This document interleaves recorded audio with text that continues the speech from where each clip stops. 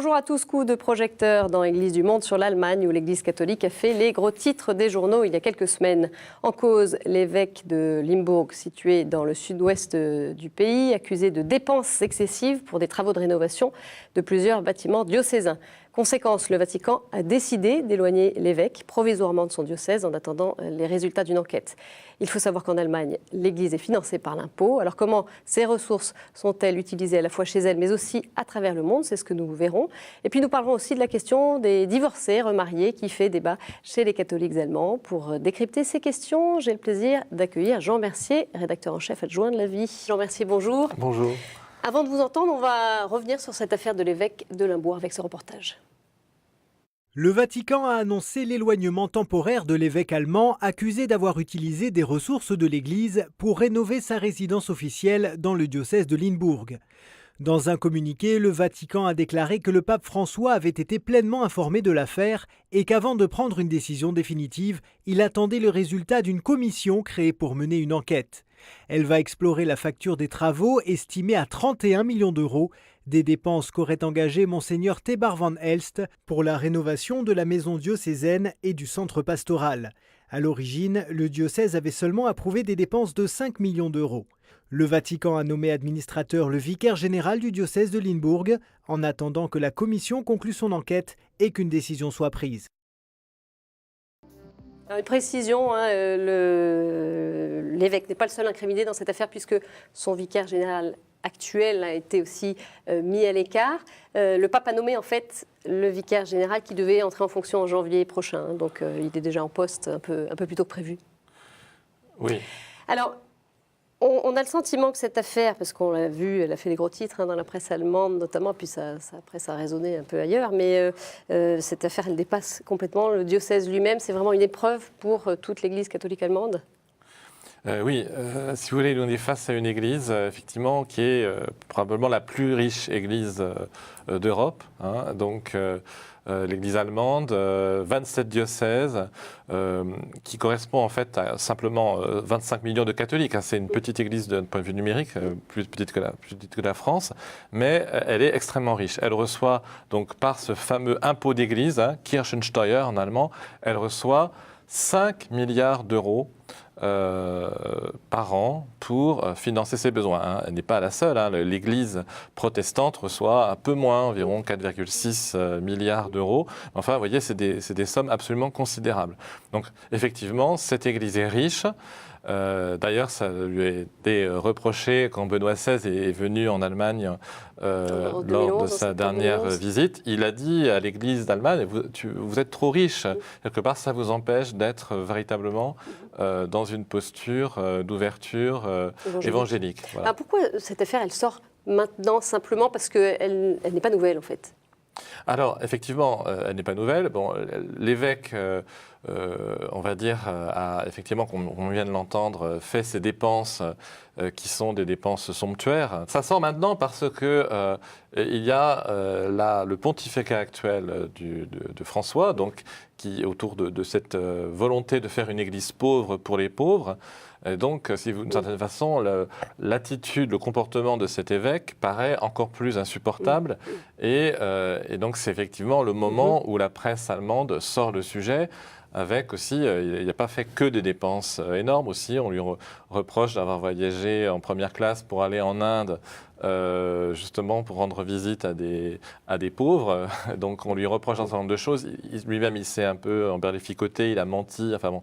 Donc si vous voulez, c'est un désastre au niveau d'une image de l'Église qui, je vous le rappelle, a déjà été mise à mal, puisque dans les années 2010, il y a eu ces grosses vagues de scandales autour des crimes de pédophilie impliquant des prêtres. Donc si vous voulez, le sexe et maintenant l'argent, c'est deux thèmes qui passionnent les gens, ça passionne donc la presse, les médias, mais j'ai envie de dire avec une certaine vérité, puisque en l'occurrence, une Église qui souhaite se profiler comme véritablement au service des pauvres, comme l'Église catholique, avec ce nouveau pape que nous avons, forcément, actuellement, si vous voulez, c'est un contre-exemple encore plus fort peut-être que ça a été avant. En tout cas, d'un point de vue de l'image, c'est absolument désastreux. Et donc, le pape, en demandant à l'évêque de s'éloigner de son diocèse, a fait ce que tout le monde attendait de lui en Allemagne, mais aussi dans l'Église universelle, c'est-à-dire faire un exemple d'une certaine façon. Alors, l'Église, qui s'est pris vraiment quelque chose de très dur là, dans la figure, elle veut maintenant être un peu plus transparente, puisque les diocèses ont publié leur patrimoine. Ah oui, parce qu'à la faveur de ce scandale, si vous voulez, il y a une pression très forte qui s'est exercée sur un certain nombre de diocèses pour avoir la vérité de leurs biens. Parce qu'en fait, c'est vrai que cette église d'Allemagne est très riche. Les diocèses sont effectivement très riches. On a découvert qu'ils avaient non pas des caisses noires, mais des caisses un peu séparées du fonctionnement courant de l'église, où ils avaient énormément d'argent. Et puis, ce sont des propriétaires terriens.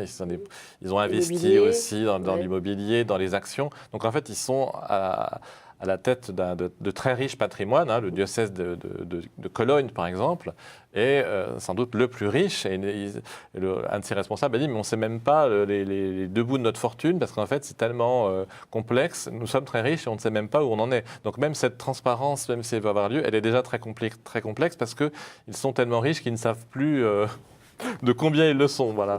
Donc c'est vrai que ça paraît aberrant quand on entend parler d'une église pauvre. Donc c'est vrai qu'il y a une pression très forte aujourd'hui. Alors revenons un peu sur le système de l'impôt. Comment ça marche? Les contribuables catholiques payent, baisser s'ils le désirent. Comment ça fonctionne? Alors, non, en fait, c'est pas du tout s'ils le désirent. C'est automatique. C'est-à-dire, on leur demande, quand ils remplissent leur feuille d'impôt, je ne sais pas exactement comment ça marche là-bas, mais on leur demande, voilà, quelle est votre religion? Voilà, on coche. On coche. Donc, vous avez, ceci dit, chaque année, des gens qui décident de sortir de l'Église. Donc, on appelle ça les sorties d'église. Alors, c'est vrai qu'au moment de crise, quand il y a eu l'histoire de la pédophilie en 2010, il y a des grosses vagues de gens qui décident de partir de l'Église catholique parce qu'ils ne supportent plus. Souvent, c'est des gens qui ne sont plus pratiquants, qui n'ont plus de lien. Donc, on mesure ça aux rentrées fiscales, finalement. Et donc, voilà. Donc, sortir de l'impôt, c'est une manière de dire j'en ai assez, je sors de ce système, on va dire. Et donc, c'est vrai qu'on va dire d'année en année, l'Église aussi a des revenus qui sont de moins en moins importants parce qu'il y a des gens qui s'en vont. Mais là, on sait aussi qu'avec l'effet François, ce phénomène de fuite des catholiques s'était un petit peu tassé. Mais alors, avec un scandale comme ça, évidemment, c'est appelé à repartir à la hausse. Mais c'est vrai que donc, cet impôt, 5 milliards, donc c'est important. Donc, il existe aussi dans d'autres pays. Il existe aussi en Autriche, en Suisse. Les pays germaniques. Voilà, les pays plutôt de la sphère germanique. En Suisse, par exemple, c'est différent en Allemagne. En Allemagne, l'argent va directement dans les diocèses, alors qu'en Suisse, ce sont les paroisses qui sont riches, qui touchent l'argent. Les diocèses sont pauvres. En Allemagne, c'est l'inverse. Les diocèses sont très riches et parfois les paroisses ont moins de facilité à joindre les deux bouts.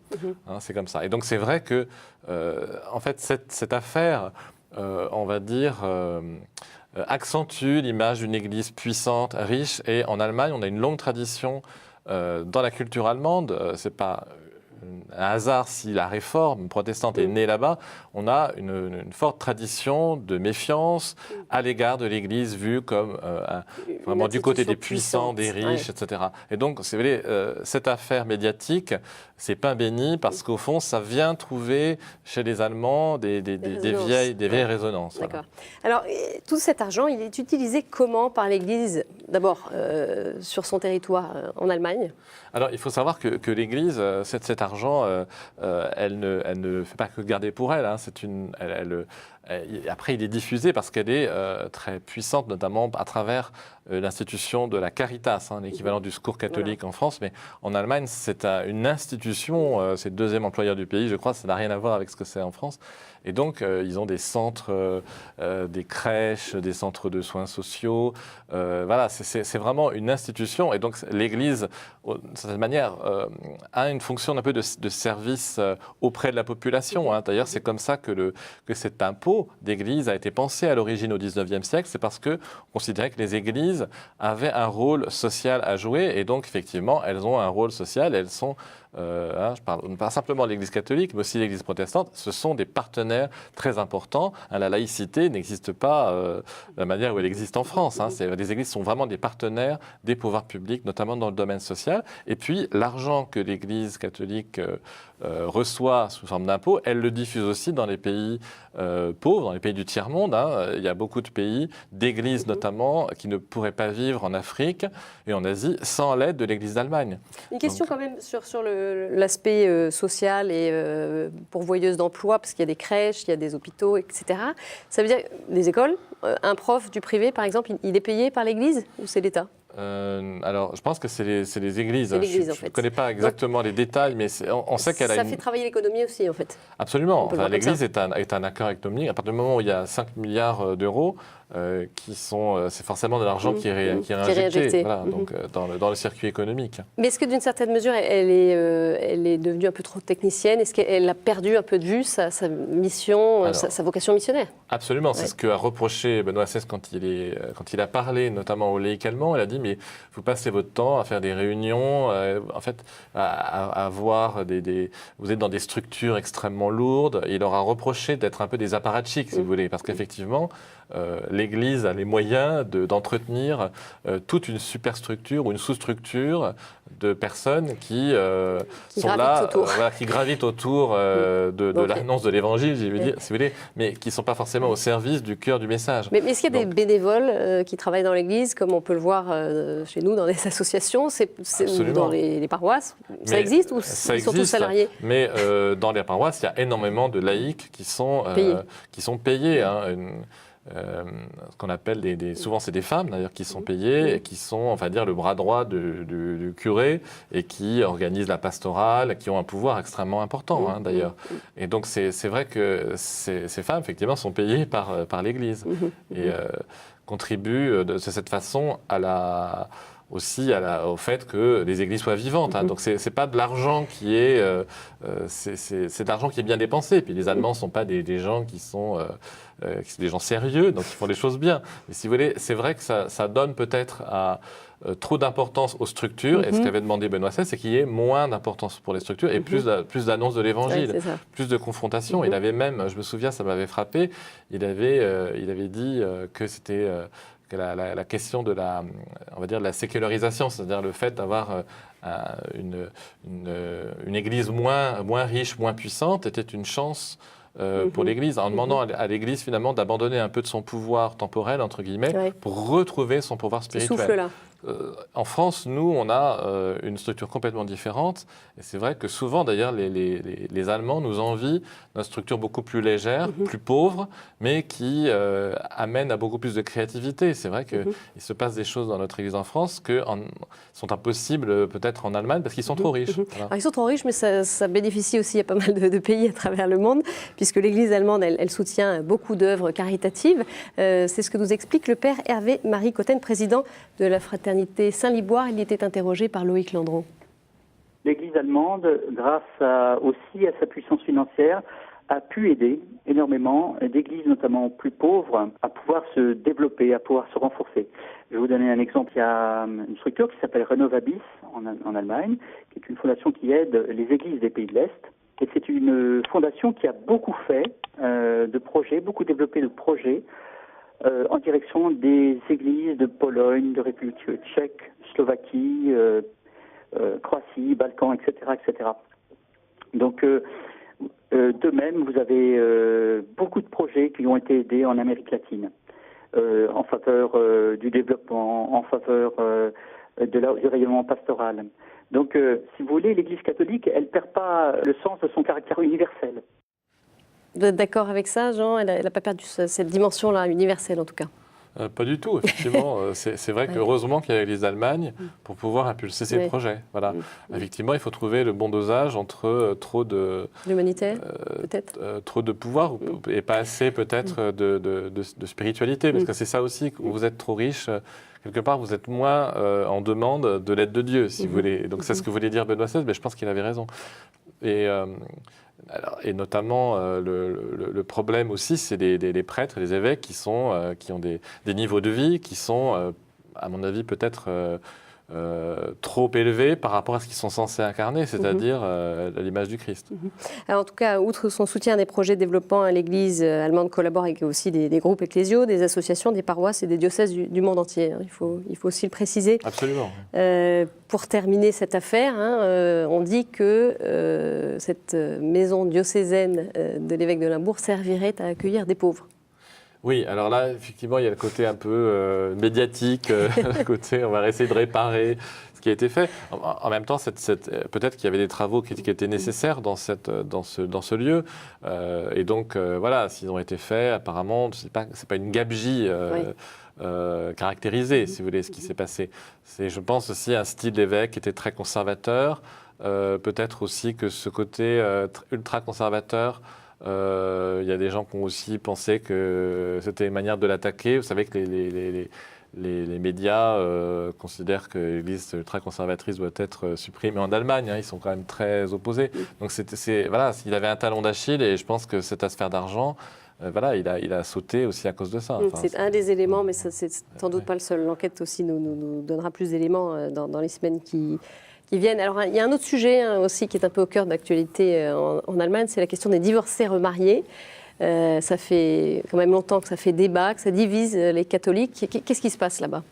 Alors, il se passe actuellement que il y a le diocèse de Fribourg, Fribourg-en-Brisgau, donc c'est dans la Forêt-Noire, c'est vraiment au sud du pays. Un pays très catholique, la région du Sud. Et donc, le diocèse a décidé c'est l'unité pastorale du diocèse d'ouvrir une brèche dans ce dossier. Vous savez que les divorcés remariés, selon le droit canon, n'ont pas le droit d'accéder au sacrement. Oui. Et donc, il y a eu une directive qui est sortie en disant que des couples pourraient être amenés en observant un certain nombre de conditions, mais et surtout avec une sorte d'accompagnement spirituel, pourraient accéder au sacrement. Et donc ça, c'est vrai que c'était quelque chose qui ne s'était pas vu. Donc il y a des choses qui sont, effectivement, parfois ça peut arriver, mais ça n'a jamais été, on va dire, dit de manière officielle comme ça. Sur le papier. Donc ça, c'est le diocèse de Fribourg qui l'a fait. Oui. Alors c'est un peu flou parce que l'évêque du diocèse de Fribourg, Robert Solic, qui était donc jusqu'à... Et qui venait de quitter le diocèse, en fait. Voilà, jusqu'à très peu de temps archevêque de Fribourg, étant après donné sa démission pour raison d'âge, il est encore en poste parce que son successeur n'est pas nommé. Et alors, apparemment, ce n'est pas lui qui a signé ça, mais il est forcément au courant. Donc, il y a une zone grise, voilà, une zone d'ombre. Mais c'est vrai que tout de suite, le Vatican, par la voix du porte-parole, le père Lombardi, a décidé que c'était une sorte de fuite en avant et que rien n'avait changé et que ça n'allait pas du tout. Bon.